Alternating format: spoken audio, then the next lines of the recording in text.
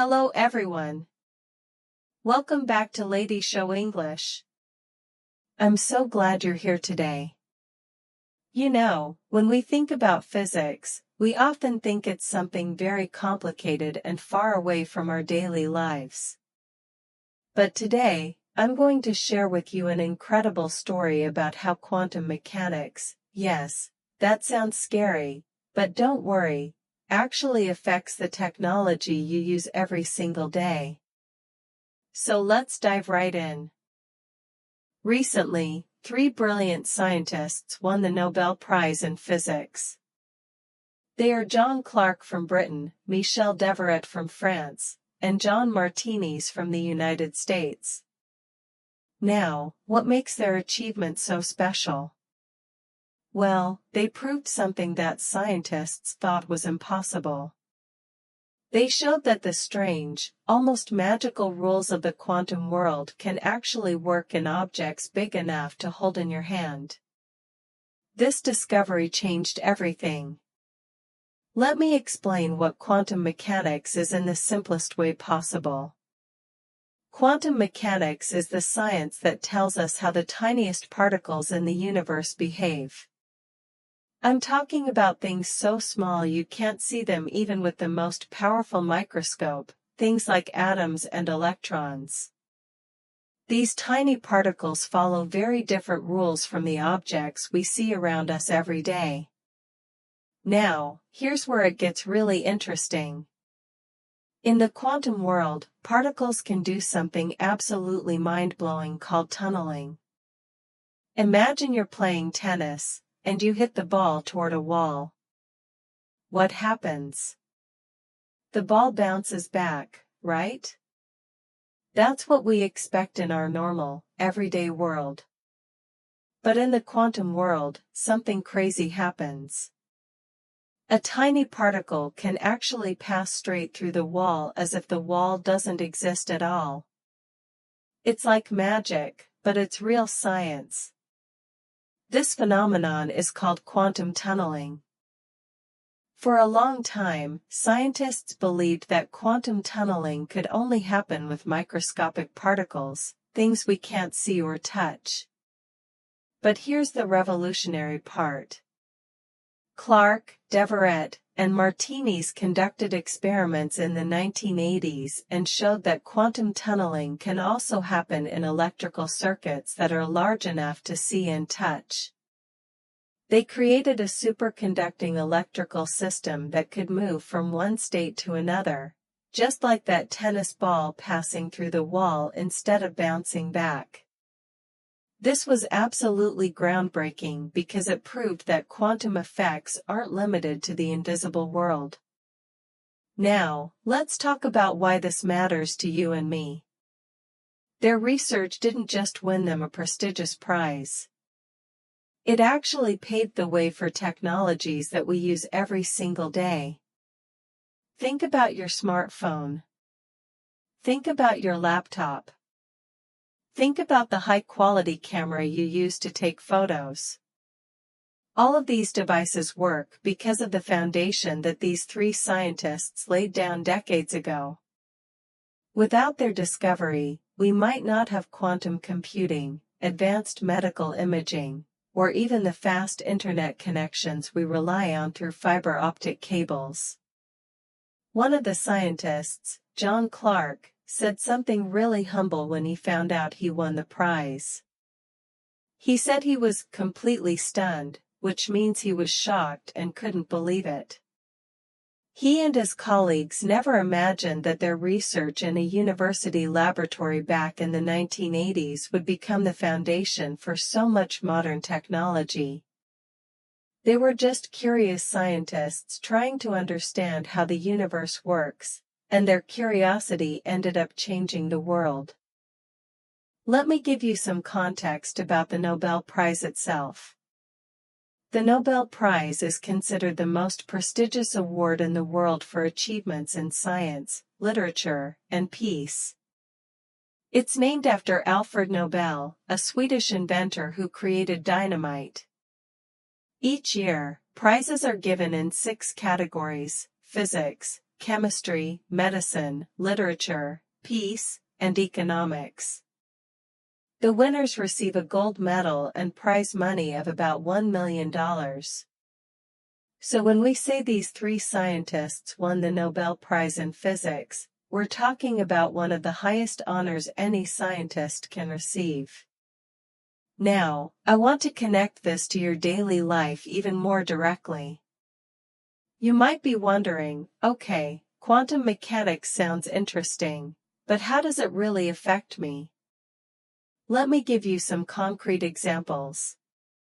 When you use GPS to navigate to a new restaurant, that system relies on quantum physics for its accuracy. The LED lights in your home work because of quantum principles. If you've ever had an MRI scan at a hospital, that machine uses quantum technology to create detailed images of your body. Even the tiny microchips in your smartphone operate based on quantum mechanical rules. So quantum mechanics isn't just some abstract theory in a textbook, it's literally everywhere around you. Let's look at some of the language used in this news story, because understanding how to talk about scientific discoveries is really useful. When we say someone's work is groundbreaking, we mean it's very new and innovative. It breaks new ground, like when you dig into soil that's never been touched before. Another expression you'll hear a lot is lay the foundation for something. This means to create the basic structure or principle that something else is built on. For example, learning basic grammar lays the foundation for speaking English fluently. In our story, the scientists' work laid the foundation for quantum computing. You'll also notice that news articles about science often use the passive voice. Instead of saying the committee awarded the prize to 3 scientists, news writers say the prize was awarded to 3 scientists. This puts the focus on the prize and the scientists, not on who gave it to them. We see this pattern throughout the article. The prize was awarded, quantum mechanics was discovered. These effects can be observed. This is very common in formal writing, especially in academic and scientific contexts. Another useful phrase is pave the way for something. When we say someone's work paved the way for modern technology, we mean they made it possible. They cleared the path, just like paving a road makes it easier for cars to travel. You can use this phrase in many situations. For example, you could say learning English paved the way for my international career, or online learning paved the way for education during the pandemic. Now, I want to show you the difference between formal and informal language, because this will help you understand when to use which style. In the news article, we read that the scientist was completely stunned. This is fairly formal language. In everyday conversation with your friends, you might say super shocked or couldn't believe it. Both mean the same thing, but one is more appropriate for writing and formal speech, while the other is better for casual conversations.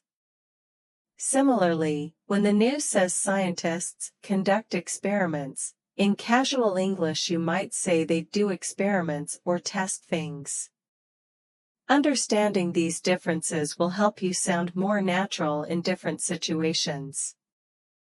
Let me also explain how we use relative clauses, because they appear a lot in this type of news story. A relative clause gives us more information about a noun, and it usually starts with words like who, which, or that. For example, scientists who worked at Berkeley won the prize. The phrase who worked at Berkeley tells us more about which scientists we're talking about. Or we might say, quantum mechanics, which describes tiny particles, affects our daily lives. The phrase which describes tiny particles gives us extra information about quantum mechanics. These structures make your English sound more sophisticated and allow you to combine information efficiently. Before we finish, I want to expand on some related vocabulary that you might find useful when talking about technology and science. When we talk about quantum technology, you might hear terms like quantum computing, which refers to superfast computers that use quantum mechanical principles to solve complex problems much faster than regular computers. You might also hear the word qubit, which is the basic unit in quantum computers, similar to how a bit is the basic unit in regular computers. Another term is superconducting, which describes materials that allow electricity to flow through them with zero resistance. More generally, when we talk about innovation and progress, we use words like breakthrough, which means an important discovery or achievement that solves a problem or provides new understanding. We also say something is cutting edge when it's the most advanced or modern in its field.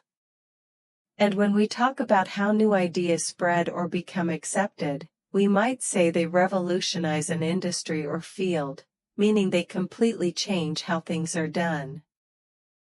So, to wrap up today's lesson, we've learned about an incredible scientific discovery that connects the mysterious quantum world to the technology in your pocket right now. We've explored useful vocabulary like groundbreaking, lay the foundation for, and pave the way for. We've seen how passive voice works in news writing and how to use relative clauses to add information. And most importantly, we've seen how understanding the language of science and technology can help you read news articles, understand new developments, and talk about these topics with confidence. Thank you so much for learning with me today. Here at Lady Siou English, I'm passionate about bringing you real-world news topics that matter. We focus on health, food, travel, business, technology, and environment, all while teaching you practical English that you can use right away in your studies, your career, and your daily conversations. If you enjoyed this lesson and found it helpful, please give it a thumbs up. Subscribe to the channel so you don't miss future lessons, and make sure to click that notification bell so you'll know the moment a new video comes out. I love hearing from you, so please leave a comment below and let me know what topics you'd like to learn about next. Maybe you're interested in health news, or perhaps business and economics? Let me know. Keep learning, keep practicing, and remember, English becomes easier when you learn it through topics that genuinely interest you. See you in the next lesson. Bye for now.